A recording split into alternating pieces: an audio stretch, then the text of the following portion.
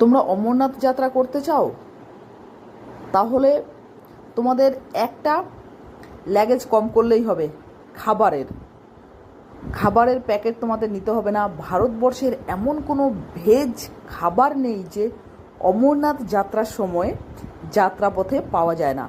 প্রচুর ভান্ডারা রয়েছে, সেখানে সমস্ত কিছু ফুচকা থেকে শুরু করে বিরিয়ানি থেকে শুরু করে সমস্ত ভেজ খাবার, সমস্ত সারা ভারতবর্ষের ভেজ খাবার পাওয়া যাবে অমরনাথ যাত্রাতে। আমি অমরনাথ যাত্রা গতবার করেছিলাম, তাই তোমাদেরকে এই ভিডিওগুলি তুলে দেখাচ্ছি। দেখো ভান্ডারাতে কত ধরনের মিষ্টি থেকে শুরু করে তীখা মানে ঝাল টাইপের খাবার, সমস্ত খাবার রয়েছে। ফ্রুটস থেকে শুরু করে সব খাবার রয়েছে।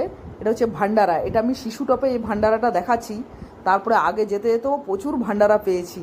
তো তোমরা অমরনাথ যাত্রা করতে গেলে তোমাদের খাবার তোমাদের একদম ক্যারি করতে হবে না, তোমরা প্রচুর ভান্ডারা পেয়ে যাবে।